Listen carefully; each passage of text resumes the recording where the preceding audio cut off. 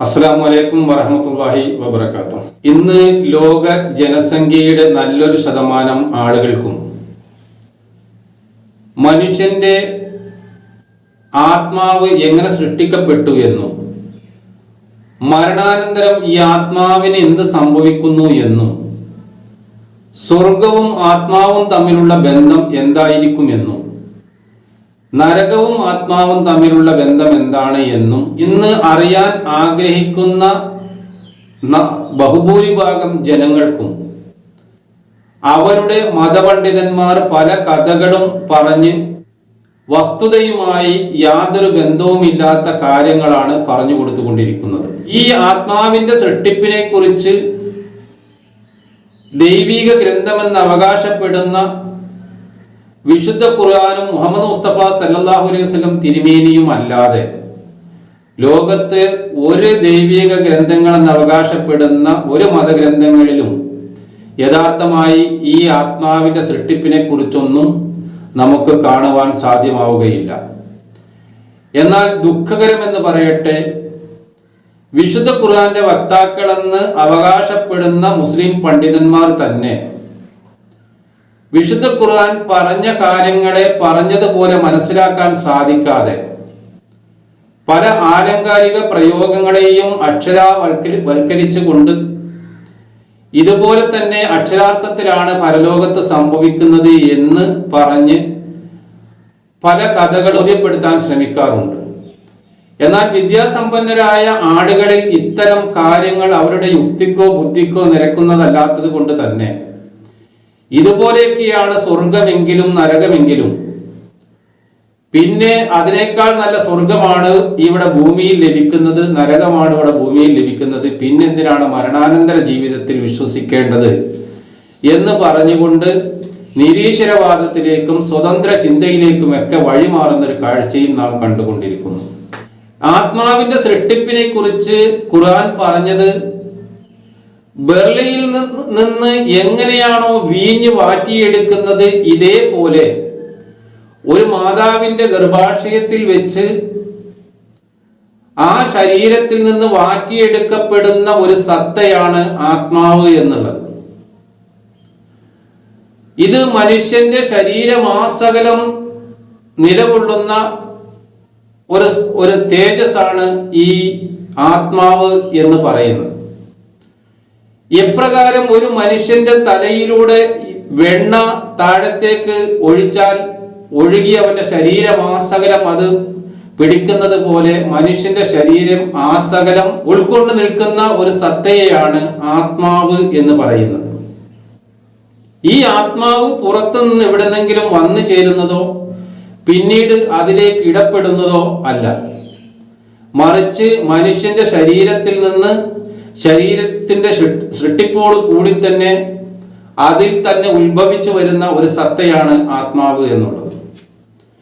എന്നാൽ ഈ ആത്മാവ് മനുഷ്യനല്ലാതെ മറ്റ് ഇതര ജീവികൾക്ക് നൽകപ്പെട്ടതായി വിശുദ്ധ ഖുർആൻ എവിടെയും പറയുന്നില്ല.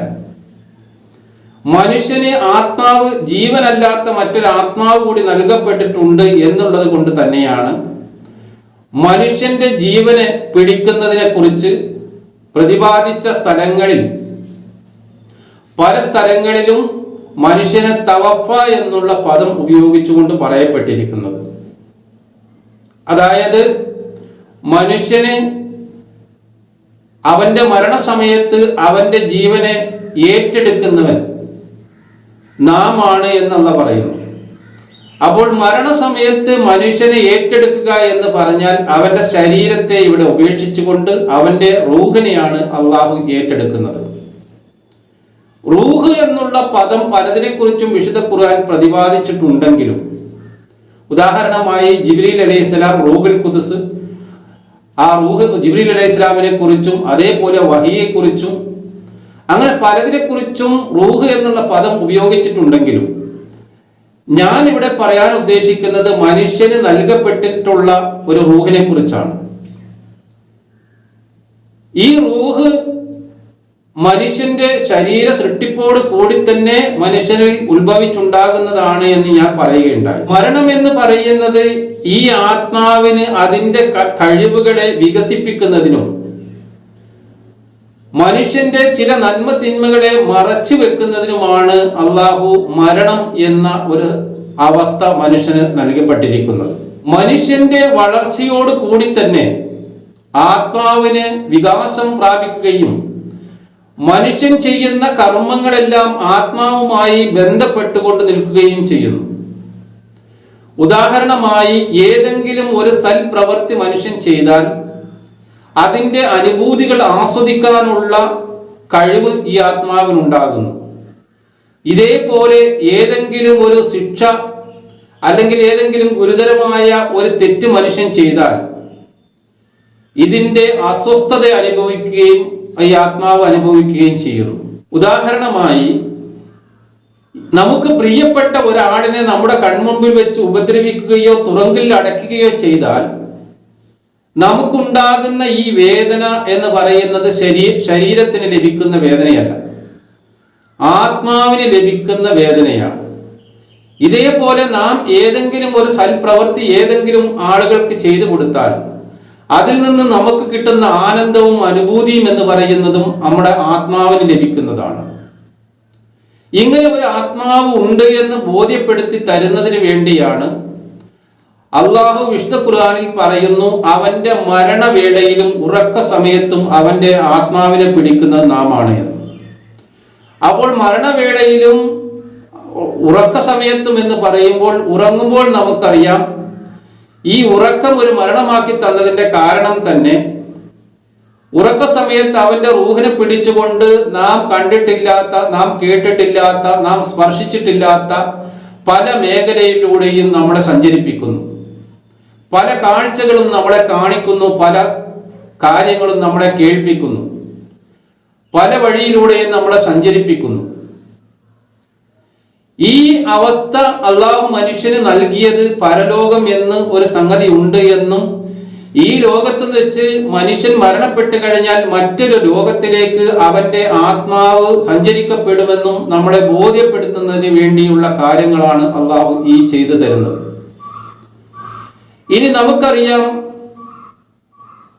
കമലാ സുരയ്യ പോലെ പല എഴുത്തുകാരും എഴുതിയിട്ടുള്ള ചില കാര്യങ്ങൾ, ഒരു പക്ഷേ ഏതെങ്കിലും ആക്സിഡന്റോ ചില അപകടങ്ങളോ സംഭവിക്കുന്ന സമയത്ത് അവർ മരണപ്പെടുകയും ആ മരണപ്പെട്ട് കഴിയുമ്പോൾ ഈ ശരീരം അവിടെ കിടക്കുന്നത് അവർക്ക് അനുഭവിക്കാനും മനസ്സിലാക്കാനും അവിടെ ആള് കൂടുന്നതും അതിനെ പൊക്കിയെടുക്കുന്നതും ഒക്കെ ഈ ആത്മാവ് മാറി നിന്ന് കാണാൻ സാധിക്കുന്നു.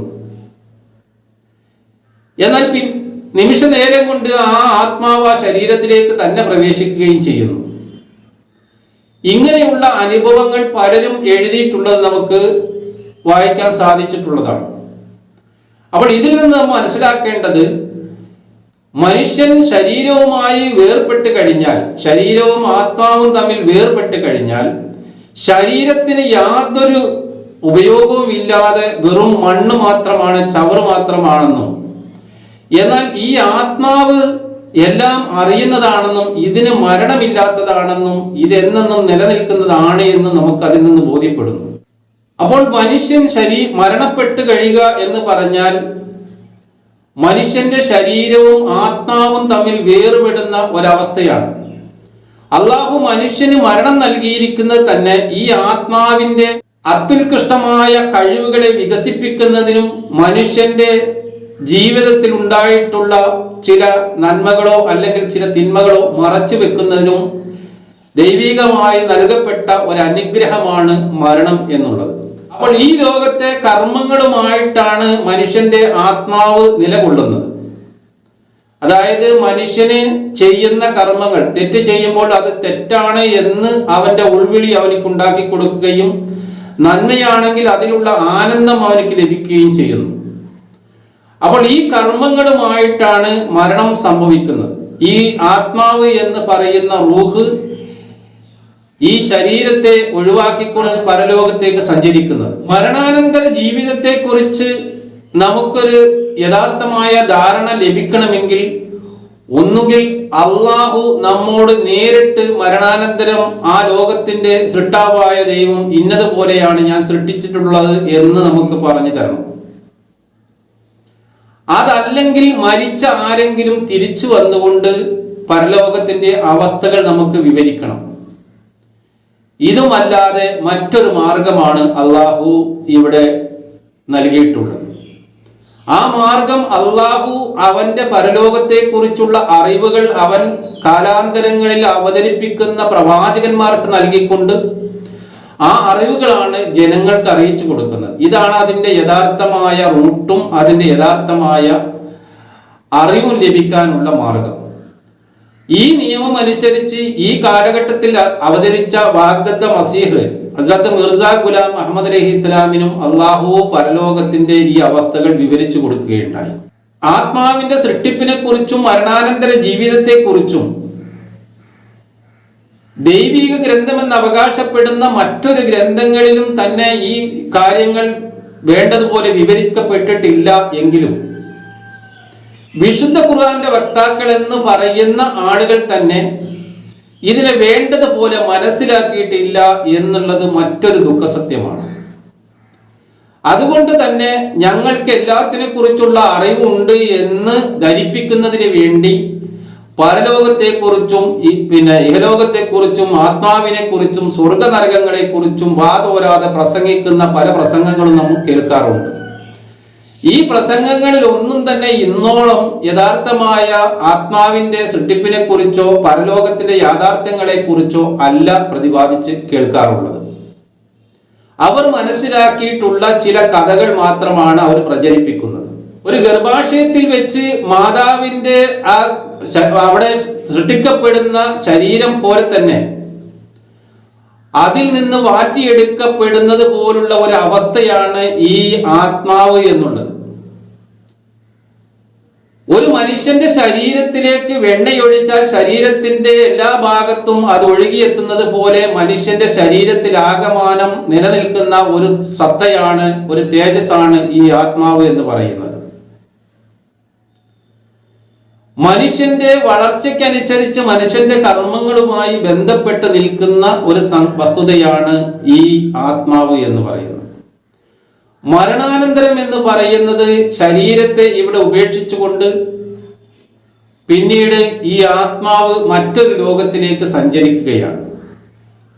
നമുക്കറിയാം, ഈ ലോകത്ത് വെച്ച് ഗർഭാശയത്തിൽ മനുഷ്യന് കണ്ണും മൂക്കും കയ്യും കാലും എല്ലാം അവയവങ്ങളും സൃഷ്ടിക്കപ്പെടുന്നത് മനുഷ്യന് ഇവിടെ വന്നുകൊണ്ട് മനുഷ്യന് പല കർമ്മങ്ങൾ ചെയ്യുവാനും മനുഷ്യന് പലതും കാണുവാനും കേൾക്കുവാനും പ്രവർത്തിക്കാനും സംസാരിക്കുവാനും വേണ്ടിയാണ്. അതല്ലാതെ മനുഷ്യന്റെ ഒരു മാതാവിന്റെ ഗർഭാശയത്തിൽ അവനിക്ക് കാണുവാനോ കേൾക്കുവാനോ സഞ്ചരിക്കുവാനോ സംസാരിക്കുവാനോ ഒന്നുമുള്ള യാതൊരു മാർഗവും അവിടെയില്ല. അപ്പോൾ അവിടെ സൃഷ്ടിക്കപ്പെടുന്നത് ഇവിടുത്തെ ആവശ്യങ്ങൾക്കായതുപോലെ തന്നെ മരണാനന്തരം ഈ ആത്മാവ് മറ്റൊരു ഗർഭാശയത്തിലേക്ക് പ്രവേശിക്കുകയാണ്. അതിനെയാണ് നമ്മൾ യഥാർത്ഥത്തിൽ ഖബർ എന്ന് പറയുന്നത്. അതായത് ഖബർ എന്ന് പറയുന്നത് ഈ ശരീരത്തെ കൊണ്ടുപോയി അടക്കം ചെയ്യുന്ന സ്ഥലത്തെ അല്ല. കാരണം എല്ലാ ശരീരങ്ങളും ഇതുപോലെ ഖബറിൽ എത്തുന്നില്ല. കുറെ കടലിൽ മത്സ്യങ്ങൾ വിഴുങ്ങി പോകുന്നു, കാട്ടു ജന്തുക്കൾ ഭക്ഷിച്ചു പോകുന്നു, അഗ്നിയിൽ ലയിപ്പിച്ചില്ലാതാക്കി കളയുന്നു. എന്നാൽ എല്ലാവരെയും, അവൻ ഹിന്ദു ആയാലും മുസൽമാനായാലും ക്രിസ്ത്യാനിയായാലും മതമുള്ളവനാണെങ്കിലും മതമില്ലാത്തവനാണെങ്കിലും എല്ലാവന്റെയും ഈ ആത്മാവ് ഒരു ഖബറിൽ എത്തുന്നുണ്ട്. അതിനെയാണ് യഥാർത്ഥത്തിൽ ഖബർ എന്ന് പറയുന്നത്. ഈ പദം ഈ പരലോകത്ത് മനുഷ്യന്റെ റൂഹ് എത്തിച്ചേരുന്ന ആ ഒരു കല്ലറയെ കുറിച്ച് പറയുന്ന പദം ഗർഭാശയത്തെ കുറിച്ച് വിശുദ്ധ ഖുർആൻ ഉപയോഗിച്ചിട്ടുള്ള അതേ പദം തന്നെയാണ് പറയുന്നത്. അപ്പോൾ അതൊരു ഗർഭാശയമാണ്. ആ ഗർഭാശയത്തിന്റെ അവസ്ഥ എന്ന് പറഞ്ഞാൽ ഈ ലോകത്തെ കർമ്മങ്ങളുമായി പോകുന്ന ആത്മാവ് അവിടെ നിന്ന് ആ ലോകത്തിലേക്ക് വേണ്ട മറ്റൊരു ശരീരം പ്രാപിക്കുകയാണ് ചെയ്യുന്നത്. അതായത് ഇവിടെയുള്ള ഈ ആത്മാവ് മറ്റൊരു ഗർഭാശയത്തിലേക്ക് പ്രവേശിക്കുകയും ആ കല്ലറയിൽ നിന്ന് മറ്റൊരു രൂപം പ്രാപിച്ച് അതിൽ നിന്ന് ഇവിടെ സംഭവിച്ചതുപോലെ തന്നെ ആ ശരീരത്തിൽ നിന്ന് മാറ്റിയെടുക്കപ്പെട്ട ഉത്തേജകമായ മറ്റൊരു ആത്മാവ് ആ ശരീരത്തിന് ലഭിക്കുകയും ചെയ്യുന്നു. അപ്പോൾ ഇവിടെ നിന്ന് ലഭിച്ച ഈ ശരീരം ആ ആത്മാവിന്റെ ഒരു തോട് പോലെ നിലനിൽക്കുന്നു. അപ്പോൾ ഇവിടെ നാം സൂക്ഷ്മമായി മനസ്സിലാക്കിയ പല കാര്യങ്ങളും അവിടെ അക്ഷരാർത്ഥത്തിൽ തന്നെ നേർക്ക് നേരെ കാണാനും നമുക്ക് സാധിക്കുന്നതായി വരുന്നു. ഇവിടെ ഈ ശിക്ഷകൾ നമുക്ക് ആത്മാവിന് എങ്ങനെയാണോ അനുഭവിക്കാൻ സാധിച്ചത്, അവിടെ ആത്മാവ് പുറന്തോടാകുമ്പോൾ അവിടെ ആ ശിക്ഷകൾ നേരിട്ട് അനുഭവിക്കേണ്ട അവസ്ഥ വരുന്നു. എന്നാൽ ശരീരത്തിന്റെ മറവിൽ നിന്ന് ആണ് ഇവിടെ ആത്മാവ് അനുഭവിച്ചിട്ടുള്ളത് കൊണ്ട് ശിക്ഷ ലഭിക്കുന്നതിന് അല്ലെങ്കിൽ ദുഃഖം പേറുന്നതിന് തടസ്സമായി ശരീരം നിൽക്കുന്നുണ്ടെങ്കിൽ, പരലോകത്ത് ആ തടസ്സങ്ങളില്ലാതെ കഠോരമായ ശിക്ഷകളാണ് നേരിട്ട് ലഭിച്ചുകൊണ്ടിരിക്കുക. ഇതേപോലെ അവന് ആരെയെങ്കിലും ഈ ലോകത്ത് വെച്ച് ആരെയെങ്കിലും സഹായിക്കുമ്പോൾ ഉണ്ടാകുന്ന അനുഭൂതികൾ, ഇതേപോലെ പരലോകത്ത് അവന് അനുഭൂതി അനുഭവപ്പെടുകയാണെങ്കിൽ ഈ അനുഭൂതികൾ ഇതിന്റെ ഇരട്ടിയായിക്കൊണ്ട് നേരിട്ട് തന്നെ അവനക്ക് അനുഭവിക്കാൻ സാധിക്കുന്നു. എന്നാൽ ഈ മരണാനന്തര ജീവിതത്തെ, അങ്ങനെ ഒരു മരണാനന്തര ജീവിതം ഇല്ല എന്നും, എന്നാൽ മരിച്ചു കഴിഞ്ഞാൽ മനുഷ്യൻ ഇവിടുത്തെ കർമ്മങ്ങളുമായി മറ്റു പല ജീവികളുമായി രൂപാന്തരപ്പെടുമെന്നും, ഇങ്ങനെ പല വിശ്വാസങ്ങളും ഇതേക്കുറിച്ച് വെച്ചു പുലർത്തുന്ന പല ആളുകളെയും നമുക്കറിയാം. ജീവാത്മാവും പരമാത്മാവും തമ്മിൽ അനാവരണം ചെയ്യുന്നതിൽ തത്വജ്ഞാനികളും ശാസ്ത്രജ്ഞന്മാരും എല്ലാം തന്നെ ഇരുട്ടിലേക്ക് ഓടിയൊളിച്ച അവസ്ഥയാണ് കാലാന്തരങ്ങളിൽ ഉണ്ടായിട്ടുള്ളത്. അപ്പോൾ പിന്നെ ഇതിനെക്കുറിച്ച് പറഞ്ഞു തരാൻ, ഈ മരണാനന്തര ജീവിതത്തെയും ആത്മാവിനെയും കുറിച്ച് പറഞ്ഞു തരാൻ ദൈവം തന്നെ അതിനുള്ള സംവിധാനങ്ങൾ ഒരുക്കുകയല്ലാതെ മറ്റെന്ത് മാർഗമാണ് നമുക്ക് ഇത് മനസ്സിലാക്കാൻ ലഭിക്കുന്നത്? വിശുദ്ധ ഖുർആനിൽ അല്ലാഹു പറയുന്നു, അഫഹസിബന്നഹും ഇന്നമാ ഹലക്കിനാക്കും അന്നക്കും ഇലൈനാ ലാ തുർജഊൻ. ഒരു ലക്ഷ്യവും കൂടാതെയാണ് നാം നിങ്ങളെ സൃഷ്ടിച്ചിരിക്കുന്നത് എന്ന് നിങ്ങൾ വിചാരിക്കുന്നുണ്ടോ? നിങ്ങൾ നമ്മുടെ അടുക്കലേക്ക് മടങ്ങി വരുന്നവരല്ല എന്ന് നിങ്ങൾ വിചാരിക്കുന്നുണ്ടോ? അള്ളാഹു ചോദിക്കുകയാണ്. ോട് കൂടിയാണ് മനുഷ്യനെ സൃഷ്ടിച്ചിട്ടുള്ളത് എന്നും നിങ്ങൾ നമ്മിലേക്ക് മടങ്ങി വരുന്നവരാണ് എന്നും മനുഷ്യനെ ഇവിടെ ബോധ്യപ്പെടുത്തി തരുന്നു. മരണാനന്തരം ആത്മാവിന് മരണമില്ല എന്ന് പറയുന്നതിന് അള്ളാഹുവിന്റെ ഒരു ഗുണം തന്നെ ഖയ്യൂം എന്നുള്ളതാണ്. എന്നെന്നും നിലനിൽക്കുന്നവനാണ്. അതുകൊണ്ട് തന്നെ അള്ളാഹു എല്ലാത്തിനെയും നിലനിർത്തുന്നവനുമാണ്. ഈ അള്ളാഹുവിന്റെ ഗുണം ഈ ലോകത്ത് മാത്രമല്ല, അള്ളാഹുവിന്റെ റബ്ബുൽ ആലമീൻ എന്ന സർവ്വ ലോകങ്ങളിലും ആ ഗുണമാണ് അള്ളാഹു പ്രകടമാക്കുക. അതുകൊണ്ട് തന്നെ അള്ളാഹു സൃഷ്ടിക്കപ്പെട്ട ഈ ആത്മാവ് ഖയ്യൂമായതും അതിന് എന്നെന്നും നിലനിൽക്കുന്ന അവസ്ഥയാണ് അള്ളാഹു നൽകുന്നത്. ഈ ലോകത്ത് വെച്ചൊരു മാതാവിന്റെ ഗർഭാശയത്തിൽ നിന്ന് ആ കുട്ടി വളർച്ചയ്ക്ക് വിധേയമായ മാതാവ് ആ കുട്ടിയെ പ്രസവിക്കുമ്പോൾ അതിനൊരു ശൈശവകാലമെന്നും ഒരു പ്രസവകാലമെന്നും ഒരു യൗവനകാലമെന്നും ഉള്ളത് പോലെ തന്നെ ഈ ആത്മാവ് മറ്റൊരു ഗർഭാശയത്തിലേക്ക് പ്രവേശിക്കുമ്പോൾ ആ ഗർഭാശയം എന്ന ആ കല്ലറയിൽ നിന്ന് മറ്റൊരു രൂപം അവിടെ പ്രാപിക്കുകയും അത് ഒരു ശിശുവിന്റെ അവസ്ഥയിലേക്ക് വരികയും ഈ ആത്മാവ് അവിടെ നിന്നൊരു ആത്മാവ് സൃഷ്ടിക്കപ്പെടുകയും ഈ ഇവിടുന്ന് പോകുന്ന ആത്മാവ് അതിനെ ഒരു തോട് പോലെ പൊതിഞ്ഞിരിക്കുകയും ചെയ്യും.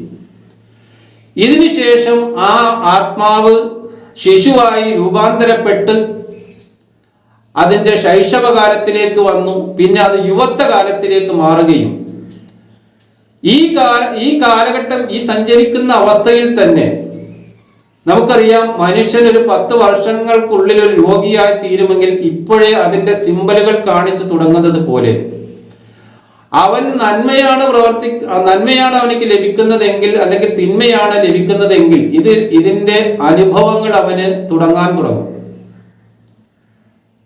പിന്നീട് അവന്റെ യൗവനകാലമാണ് അവനെ വിചാരണയ്ക്ക് വിധേയമാകുന്ന കാലം എന്ന് പറയുന്നത്. അപ്പോൾ പരലോകത്ത് അവന്റെ ശരീരത്തിനുണ്ടാകുന്ന വളർച്ചകൾ എന്ന് പറയുന്നത് ഈ ലോകത്ത് വെച്ച് അവൻ ചെയ്ത കർമ്മങ്ങളുമായിട്ടാണ് അവൻ പരലോകത്തേക്ക് പ്രവേശിച്ചിട്ടുള്ളതെങ്കിൽ ആ പരലോകത്ത് വെച്ച് ഈ ആത്മാവ് അവന് ശരീരമായി വരികയുമാണെങ്കിൽ ഈ ലോകത്തിന്റെ കർമ്മങ്ങൾ കൊണ്ടുള്ള ഒരു ശരീരമായിട്ടാണ് രൂപാന്തരപ്പെടുന്നത്. അതുകൊണ്ടാണ് അവൻ നന്മ ചെയ്താൽ അതിനുള്ള അനുഭൂതികൾ അനുഭവിച്ചുകൊണ്ടും തിന്മ ചെയ്താൽ അതിനുള്ള ശിക്ഷകൾ അനുഭവിച്ചുകൊണ്ടുമായിരിക്കും അവൻ യൗവനത്തിലേക്ക് പ്രവേശിക്കുന്നത്. യൗവന കാലഘട്ടം എന്ന് പറയുന്നത് പിന്നെ അതിരില്ലാത്ത ഒരു കാലഘട്ടമാണ്. അവിടെയാണ് അള്ളാഹു നന്മ തിന്മകളുടെ വിചാരണ കാലഘട്ടം എന്ന് പറയുന്നത്. വിശുദ്ധ ഖുർആനിൽ അള്ളാഹു പറയുന്നു, നിങ്ങളുടെ ആത്മാക്കളോട് ദ്രോഹം പ്രവർത്തിച്ചു കൊണ്ടിരിക്കെ മലക്കുകൾ ഏതൊരു കൂട്ടരുടെ ജീവനെ പിടിക്കുമോ അപ്പോൾ അവർ പറയും, ഞങ്ങൾ ഒരു തിന്മയും പ്രവർത്തിച്ചിരുന്നില്ല എന്ന്. അപ്പോൾ മലക്കുകൾ പറയും, നിങ്ങളുടെ പ്രവർത്തനങ്ങളെ കുറിച്ച് അള്ളാഹു സൂക്ഷ്മമായി അറിവുള്ളവനാണ് എന്ന് അവരോട് പറയപ്പെടും. ഇവിടെ വെച്ച് മനുഷ്യന്റെ ജീവനെ പിടിക്കുമ്പോൾ മനുഷ്യൻ പറയുന്ന അല്ലെങ്കിൽ മനുഷ്യൻ അങ്ങനെ ചിന്തിക്കുന്ന അവസ്ഥയെ കുറിച്ചാണ് അള്ളാഹു ഇവിടെ പറയുന്നത്. ഇതേപോലെ തന്നെ സ്വർഗവാസികളോടും പറയപ്പെടും, നിങ്ങൾ പ്രവർത്തിച്ചതിന്റെ അള്ളാഹു എത്ര കണക്കില്ലാത്ത അതിരുകളില്ലാത്ത അനുഗ്രഹങ്ങളാണ് നിങ്ങൾക്ക് ഒരുക്കി വെച്ചിട്ടുള്ളത് എന്ന് സ്വർഗവാസികളായ നന്മ പ്രവർത്തിച്ച് ജീവിച്ച ആളുകളോടും പറയപ്പെടുമെന്നാണ് പറയുന്നത്. ഇനി ചില ആളുകൾ പറയുന്നത് പോലെ അല്ലെങ്കിൽ പണ്ഡിതന്മാർ പ്രസംഗിക്കുന്നത് പോലെ സ്വർഗവും നരകവും എന്ന് പറയുന്നത് ഇവിടുത്തെ പോലെ തന്നെയാണ് അവിടെ ലഭിക്കുക എങ്കിൽ, ഉദാഹരണമായി വെള്ളത്തിന്റെ അരുവിയും തേനിന്റെ അരുവിയും പാലിന്റെ അരുവിയും ചില പഴവർഗ്ഗങ്ങളും സ്വർഗവാസികൾക്ക് ലഭിക്കുന്നു. എന്നാൽ നരകവാസികൾക്ക് ഇതേപോലെ തേളും പാമ്പും തീയും എല്ലാം നിറഞ്ഞ അവസ്ഥയിലും അവരെ തള്ളുന്നു. അങ്ങനെയാണെങ്കിൽ ഇതേ സംഗതി തന്നെയാണ് അവിടെ ലഭിക്കുക എങ്കിൽ പിന്നെ എന്തിനാണ് മരണം എന്നുള്ളൊരു കടമ്പ ഇവിടെ അള്ളാഹു വെച്ചിരിക്കുന്നത്? ഈ ശരീരത്തോടു കൂടി മനുഷ്യനെ അങ്ങ് കൊണ്ടുപോയാൽ പോരെ. അപ്പോൾ ഇതല്ല അതിന്റെ അർത്ഥമെന്നും, ഇതെല്ലാം നമുക്ക് മനസ്സിലാകുന്നതിന് വേണ്ടി അറിയാത്ത കാര്യങ്ങളെ മനസ്സിലാക്കിച്ച് തരുന്നതിന് അറിയുന്ന കാര്യങ്ങളെ എടുത്ത് ഉദാഹരിച്ച് പറഞ്ഞു തരിക മാത്രമാണ് ചെയ്തിട്ടുള്ളത് എന്നും നമുക്ക് മനസ്സിലാകുന്നു. കാരണം പരലോകത്ത് ലഭിക്കുന്നത് ആത്മാവ് ആണ് ഇവിടുന്ന് പരലോകത്തിലേക്ക് പോകുന്നത്, ഈ ശരീരമല്ല. അപ്പോൾ തന്നെ അതിനുണ്ടാകേണ്ട അനുഭൂതികൾ മറ്റൊന്നായിരിക്കേണ്ടത് അനിവാര്യമാണ്. ഇപ്പോൾ നമുക്കറിയാം, വെള്ളവും അഗ്നിയും അതുപോലെ പാലിന്റെ അരുവിയും തേനിന്റെ അരുവിയും ഒക്കെ നമ്മുടെ ആത്മാവ് ഈ ലോകത്ത് വെച്ച് അനുഭവിക്കുന്നുണ്ടോ, അല്ലെങ്കിൽ അത് രുചിക്കുന്നുണ്ടോ, അല്ലെങ്കിൽ ആ ആത്മാവ് അത് കഴിക്കുന്നുണ്ടോ? ഇല്ല. എങ്കിൽ പിന്നെ ഈ ആത്മാവിനെ അങ്ങോട്ട് കൊണ്ടുപോയിട്ട് അതിന് ഇതെല്ലാം കൊടുത്തിട്ട് എന്താണ് പ്രയോജനം? അതുപോലെ പരലോകത്ത് ഹൂറികൾ ലഭിക്കും എന്ന് പറയുന്നു. ഈ ഹൂറികൾ എന്ന് പറയുന്നത് മൗദൂദി സാഹിബ് പറഞ്ഞിരിക്കുന്ന സ്വർഗവാസികൾക്ക് അതിന്റെ അടുത്ത് കുറെ ടെന്റുകൾ ഉണ്ടാവും, അവിടെ കുറച്ച് നിഷ്കളങ്കരായ സ്ത്രീകളെ പാർപ്പിച്ചിട്ടുണ്ടാവും. സ്വർഗവാസികൾക്ക് ആവശ്യം വരുമ്പോൾ അവിടെ അങ്ങനെ പോയിട്ട് വരാം. മനസ്സിലാകാത്ത കാര്യങ്ങളെ തനിക്ക് മനസ്സിലായില്ലെങ്കിൽ ഏത് അതിന് വിട്ട വ്യാഖ്യാനവും നൽകിക്കൊണ്ട് എന്ത് തോന്നിവാസവും അതിനെക്കുറിച്ച് പറയാം എന്നുള്ള അവസ്ഥയിലേക്ക് മുസ്ലിം പണ്ഡിതന്മാർ എത്തിയിരിക്കുന്നു. ഇത്തരം വ്യാഖ്യാനങ്ങൾ കേൾക്കുന്നത് കൊണ്ട് നിരീശ്വരവാദികളും അതുപോലെ സ്വതന്ത്ര ചിന്തകന്മാരുമായ ആളുകൾ ചോദിക്കുന്നു, പരലോകത്ത് മദ്യത്തിന്റെ പുഴയും വേശ്യാലയവുമാണെങ്കിൽ ഞങ്ങൾ അതിനേക്കാൾ നല്ല സ്വർഗത്തിലാണ് ഇവിടെ കഴിയുന്നത് എന്ന് പറഞ്ഞാൽ ഇത് ലഭിക്കാൻ എന്തിനാണ് പരലോകത്തേക്ക് പോകുന്നത് എന്ന് ചോദിച്ചാൽ, ഇങ്ങനെയാണ് ഇവർ പറയുന്നത് പോലെ തന്നെയാണ് ഈ സ്വർഗവും നരകവും എങ്കിൽ ഞാനും ചോദിക്കാൻ ആഗ്രഹിക്കുന്നത്, ഇങ്ങനെയാണെങ്കിൽ പിന്നെ എന്തിനാണ് പരലോകത്തേക്ക് പോകേണ്ട കാര്യം? ഇതൊക്കെ ഇവിടെ ഈ ലോകത്ത് തന്നെ ഉള്ളതല്ലേ? എന്നാൽ മൗദൂദി സാഹിബിനെ പോലുള്ള ആളുകളൊക്കെ മനസ്സിലാക്കേണ്ടത്, ഹൂറികൾ എന്ന് പറയുന്നത് റൂഹ് എന്നുള്ള പദത്തിന്റെ വിപരീത പദമാണ്. എല്ലാ റൂഹുകൾക്കും ഹൂറുകളുണ്ട്. അപ്പോൾ എല്ലാ റൂഹുകളും ആത്മാവുകളാണെങ്കിൽ ആത്മാവിനുണ്ടാവുന്ന ഇണകളായ അനുഭൂതികളെ കുറിച്ചാണ് ഇവിടെ പറയപ്പെട്ടിരിക്കുന്നത്. ആത്മാവിന് സ്ത്രീയെന്നോ പുരുഷനെന്നോ ഉള്ള വ്യത്യാസമില്ല. അപ്പോൾ അവിടെ സ്ത്രീക്കും പുരുഷനും, ഇവിടെ ഉണ്ടായിരുന്ന സ്ത്രീക്കും പുരുഷനും അവിടെ ലഭിക്കുന്ന ഒരു സമപ്രായക്കാരായ, അതായത് ഒരേപോലെ ചിന്തിക്കുന്ന ഇണകളായ അവസ്ഥയായിരിക്കും അവിടെ ഉണ്ടാവുക എന്നാണ് അള്ളാഹു ഇവിടെ പറഞ്ഞതിൻ്റെ അർത്ഥം. അതല്ലാതെ അവിടെ വേശ്യാലയവും വേറുള്ളതും ഉണ്ടാകും എന്നല്ല. റസൂൽ കരീം സല്ലല്ലാഹു അലൈഹി വസല്ലം തിരുമേനി ഈ പരലോകത്തെ കുറിച്ച് പറഞ്ഞത് ഒരു കണ്ണും കണ്ടിട്ടില്ലാത്ത, ഒരു കാതും കേട്ടിട്ടില്ലാത്ത, ഒരു ഹൃദയവും മനസ്സിലാക്കിയിട്ടില്ലാത്തതാണ് സ്വർഗം എന്ന്. ഇതേപോലെ സ്വർഗം എവിടെയാണ്, നരകം എവിടെയാണ് എന്ന് ചോദിച്ചപ്പോൾ റസൂൽ കരീം സല്ലല്ലാഹു അലൈഹി വസല്ലം തിരുമേനി പറഞ്ഞ മറുപടി, സൂര്യൻ അസ്തമിക്കുമ്പോൾ ഇരുട്ട് എവിടെയാണ് ഉണ്ടാകുന്നത്, അല്ലെങ്കിൽ സൂര്യൻ ഉദിക്കുമ്പോൾ പകൽ എവിടെയാണ് ഉണ്ടാകുന്നത്, ഇതേപോലെ നരകവും സ്വർഗവും ഒരു സ്ഥലം തന്നെയാണ്, രണ്ട് അനുഭവങ്ങളാണ് എന്ന് മാത്രമാണ് റസൂലുള്ളാഹി സ്വല്ലല്ലാഹു അലൈഹി വസല്ലം തിരുമേനി പറഞ്ഞിട്ടുള്ളത്. വിശുദ്ധ ഖുർആനിൽ അള്ളാഹു പറയുന്നു, മനുഷ്യന്റെ ഉറക്കത്തിൽ അവന്റെ ജീവനെ പിടിക്കുന്നത് നാമാണ്. എന്തിനാണ് മനുഷ്യന്റെ ഉറക്കത്തിൽ ജീവനെ പിടിക്കുന്നത്? മനുഷ്യന്റെ ജീവനെ പിടിച്ചുകൊണ്ട് ആ ആത്മാവിനെ, ആ റൂഹിനെ അള്ളാഹു നമ്മൾ കണ്ടിട്ടില്ലാത്ത, നമ്മൾ കേട്ടിട്ടില്ലാത്ത പല വഴികളിലൂടെയും നമ്മളെ സഞ്ചരിപ്പിക്കുന്നു, പല കാഴ്ചകൾ നമ്മളെ കാണിക്കുന്നു, പലതും നമ്മളെ കേൾപ്പിക്കുന്നു. ഇതിന്റെ അർത്ഥം മരണാനന്തരം മറ്റൊരു ലോകമുണ്ട് എന്ന് ഓരോ ആളുകളും ദൃഢമായി വിശ്വസിക്കുന്നതിന് വേണ്ടി അവരെ ബോധ്യപ്പെടുത്തി കൊടുക്കുകയാണ് അള്ളാഹു ചെയ്യുന്നത്. അങ്ങനെ ഒരു ലോകമുണ്ട്, അവരുടെ പ്രവർത്തനങ്ങൾക്കനുസരിച്ചുള്ള പ്രതിഫലമായിരിക്കും അവർക്ക് ലഭിക്കുക എന്ന് അവരെ ബോധ്യപ്പെടുത്തി കൊടുക്കും. സ്വർഗത്തിന്റെ അവസ്ഥയെക്കുറിച്ച് അള്ളാഹു പറയുന്നു, കർപ്പൂരം ചേർത്ത പാനീയത്തിൽ നിന്ന് അവർക്ക് പാനം ചെയ്യുന്നതായിരിക്കുമെന്ന് സ്വർഗത്തിൽ. അപ്പോൾ കർപ്പൂരം ഇട്ട് കലക്കിയ വെള്ളം ഇവിടെ ആർക്കെങ്കിലും ആവശ്യമുണ്ടോ? ഇവിടുന്ന് തന്നെ നമ്മുടെ ആത്മാവിന് അത് ആവശ്യമുണ്ടോ? ഇല്ല. അപ്പോൾ ഇവിടെ നമ്മൾ അല്പം പറയുന്ന കാര്യത്തെ ഒന്ന് ചിന്തിക്കാൻ തയ്യാറാകുമ്പോൾ ഇതിന്റെ വസ്തുത എന്താണ് എന്ന് നമുക്ക് മനസ്സിലാക്കാൻ സാധിക്കുന്നതാണ്. കർപ്പൂരം എന്ന് പറയുന്നത് അണുനശീകരണമാണ്. ചില ചിക്കൻ ബോക്സ് ഒക്കെ വരുന്ന വീടുകളിലൊക്കെ അണുക്കളെ നശിപ്പിക്കുന്നതിന്, കൊല്ലുന്നതിന് വേണ്ടി കർപ്പൂരം കത്തിക്കാറുണ്ട്. ചില ആയുർവേദ മരുന്നുകളിലൊക്കെ ഇത് ചേർക്കാറുണ്ട്. അപ്പം ഇവിടെ പറഞ്ഞതിന്റെ അർത്ഥം, കർപ്പൂരം ചേർത്ത പാനീയങ്ങൾ എന്ന് പറഞ്ഞാൽ അവൻ ഇവിടെ ചെയ്തിട്ടുള്ള സൽക്കർമ്മങ്ങളിൽ ഇവിടെ ചെയ്യുമ്പോൾ അതിൽ സാത്താനികമായ പല കുഴപ്പങ്ങളും വന്നു ചേരുന്നെങ്കിൽ പരലോകത്ത് ഇത്തരം അണുക്കളൊന്നും വന്നു ചേരാത്ത പരമ പരിശുദ്ധമായ അവസ്ഥ അവനിക്ക് അവിടെ ലഭിക്കുമെന്നാണ്. അത് വെള്ളം പോലെ ഒഴുകുന്ന അരുവിക പോലെയായിരിക്കും അവനിക്ക് ലഭിക്കുക എന്ന്. ഇതേപോലെ പാലിന്റെ അരുവികൾ ലഭിക്കുമെന്ന് പറഞ്ഞാൽ ഒരു പാലിന്റെ ഒരു പുഴ ഒന്നായിട്ട് ഒഴുകുന്ന, അങ്ങനെ ഒഴുകിയിട്ട് എന്താ കാര്യം? മനുഷ്യന് 2, 3, 4 ഗ്ലാസ് പാല് കുടിക്കുമ്പോൾ മനുഷ്യന് അത് മതിയാകും. പിന്നെ അതിന്റെ പുഴ ഒഴുകിയത് കൊണ്ട് നമുക്ക് എന്താ കാര്യം? ഒരു പ്രയോജനവും ഇല്ല.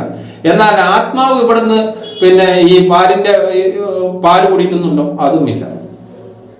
അപ്പോൾ പരലോകത്ത് പറഞ്ഞതൊക്കെ ഈ ലോകത്തിന്റെ പ്രതീകാത്മകമായ സൽക്കർമ്മങ്ങളുടെ പ്രതിഫലനങ്ങളാണ് എന്ന് മനസ്സിലാക്കേണ്ടത് അനിവാര്യമാണ്. അങ്ങനെ വരുമ്പോൾ ഇവിടെ തന്നെ നമുക്ക് പാല് കുടിച്ചത് സ്വപ്നം കണ്ടാൽ അതിന്റെ അർത്ഥം അറിവ് ലഭിക്കുമെന്നോ അല്ലെങ്കിൽ അറിവ് നൽകുമെന്നോ ഒക്കെയാണ്. ഈ അർത്ഥത്തിൽ നമ്മൾ ഇത് പഠനം നടത്തുകയാണെങ്കിൽ നമുക്ക് മനസ്സിലാക്കാൻ സാധിക്കുന്നത്, നാം ഈ ലോകത്ത് വെച്ച് കരസ്ഥമാക്കിയിട്ടുള്ള അറിവുകളെല്ലാം തന്നെ പരലോകത്ത് പാലിന്റെ അരുവികൾ പോലെ അരുവികൾ നമുക്ക് അനുഭവപ്പെടുമെന്നുള്ളതാണ്. അറിവുകൾ, ധാരാളമായ അറിവുകൾ നമുക്ക് അതിന്റെ ഏറ്റവും ഉന്നതമായ അവസ്ഥയിൽ നമുക്ക് അവിടെ വെച്ച് ലഭിക്കും എന്നാണ് ഈ പറഞ്ഞതിന്റെ സാരം. ഇതേപോലെ നരകവാസികൾക്ക് പാമ്പിന്റെയും തേളിന്റെയും തീയിന്റെയും പുകയുടെയും ഒക്കെ ശിക്ഷ ലഭിക്കും എന്ന് പറയുകയാണെങ്കിൽ ഇതെല്ലാം തന്നെ മനുഷ്യന്റെ സപ്ത ഇന്ദ്രിയങ്ങളിലൂടെ അനുഭവിക്കുന്ന അനുഭവങ്ങൾ.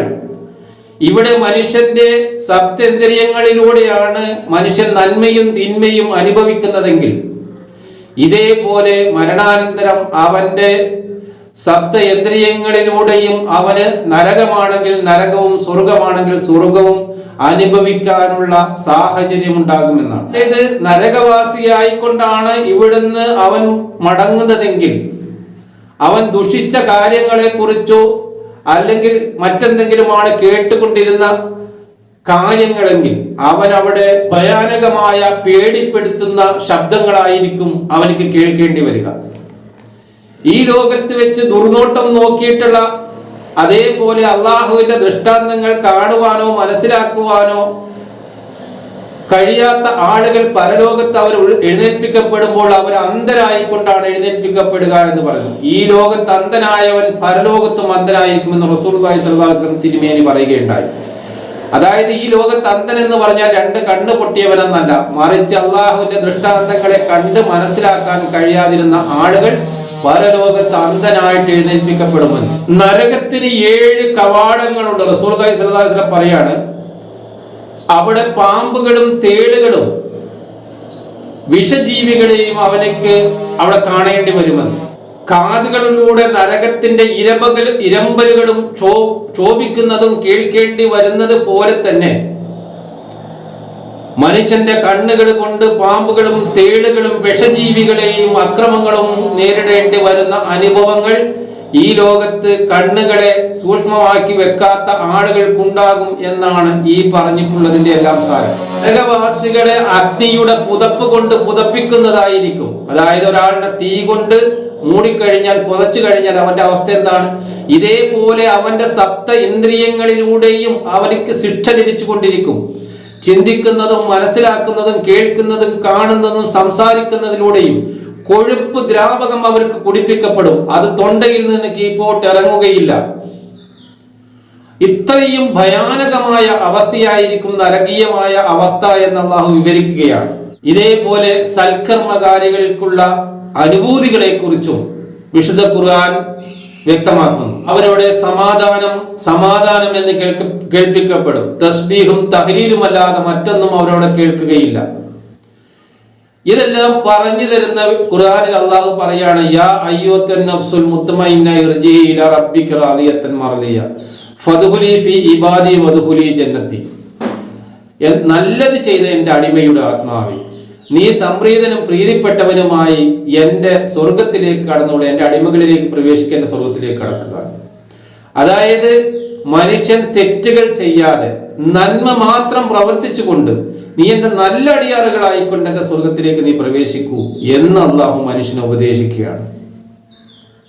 അപ്പോൾ ഞാൻ ഇവിടെ പറഞ്ഞിട്ടുള്ളത് പരലോകമെന്നും ഈ ലോകത്തിന്റെ ആത്മാവിന്റെ സൃഷ്ടിപ്പ് എന്ന് പറഞ്ഞതും, ആത്മാവ് സൃഷ്ടിക്കപ്പെടുന്നതും ബെർലയിൽ നിന്ന് വീഞ്ഞു വാറ്റിയെടുക്കുന്നത് പോലെ മനുഷ്യ ശരീരത്തിൽ നിന്ന് തന്നെ വാറ്റിയെടുക്കപ്പെടുന്ന ഒരു സത്തയാണ് ആത്മാവെന്നും, ഈ ആത്മാവ് മരണമെന്ന ഒരു കടമ്പ കടന്നു പോകാനുണ്ട് എന്നും, ഈ ശരീരം ഇവിടെ നശിച്ചു പോകുന്നതാണെന്നും, ആത്മാവ് മറ്റൊരു ലോകത്തിലേക്ക് പ്രവേശിച്ചുകൊണ്ട് മറ്റൊരു രൂപം, ആ ലോകത്തിലേക്ക് വേണ്ട ഒരു രൂപം പ്രാപിക്കും എന്നും, അതിന്റെ ശൈശവകാലമെന്നും അതിന്റെ ജനനകാലമെന്നും അതിന്റെ യൗവനകാലമെന്നും പറയുന്ന കാലഘട്ടം അതിനും കഴിഞ്ഞു പോകുമെന്നും, ആ യൗവന കാലഘട്ടം എന്ന് പറഞ്ഞാൽ അതിരുകളില്ലാത്ത, മരണമില്ലാത്ത, ദീർഘമായി നിലകൊള്ളുന്ന ഒരു കാലഘട്ടമാണെന്നും, അവിടെയാണ് മനുഷ്യന് ഈ വിചാരണകൾ നേരിടേണ്ടി വരിക എന്നും, ഈ ശരീരത്തിൽ നൽകപ്പെട്ടിരിക്കുന്ന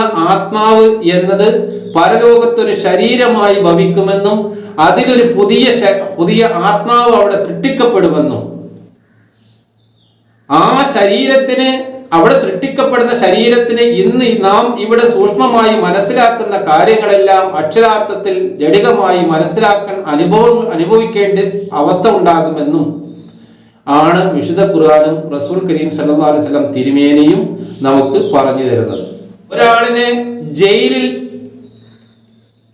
കിടത്തുകയും കൂടെയുള്ള ഒരാൾ പാർക്കുകളിൽ ചുറ്റിത്തിരിഞ്ഞ് ഓടിച്ചാടി ഇഷ്ടമുള്ള സ്ഥലങ്ങളിലെല്ലാം സഞ്ചരിച്ച് ജീവിക്കുകയും ചെയ്യുമ്പോൾ, സംഭവം രണ്ടും ഒരു സ്ഥലമാണെങ്കിൽ തന്നെ ഒരാൾ അനുഭവിക്കുന്നത് എവിടെയും പോകാൻ കഴിയാതെ, ആരാലും ഒന്ന് കാണാൻ വരാതെ, ആരെങ്കിലും ഒന്ന് വിളിക്കാൻ സഹായത്തിനില്ലാത്ത ഒരവസ്ഥയിൽ ഇരുട്ടറയിൽ അവൻ കഴിയുമ്പോൾ, മറ്റേയാൾ സ്വർഗവാസിത പാർക്കുകളിൽ ഓടിച്ചാടി ഇഷ്ടപ്പെടുന്ന സ്ഥലങ്ങളിലൊക്കെ സഞ്ചരിച്ചുകൊണ്ട് അവൻ ജീവിക്കുന്നു.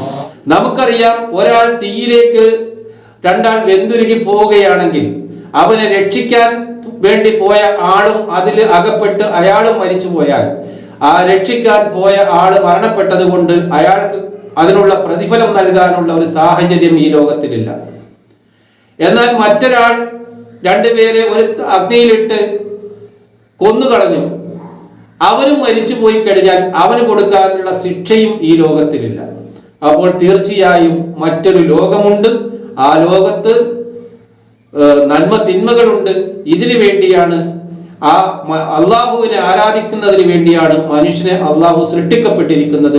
അത് എങ്ങനെ ആരാധിക്കണം, ഏതെല്ലാം ചെയ്യണം, എന്തെല്ലാം ചെയ്തുകൂടാ എന്നുള്ള കാര്യങ്ങളും വിശുദ്ധ ഖുർആൻ നമുക്ക് പറഞ്ഞു തന്നിട്ടുണ്ട്.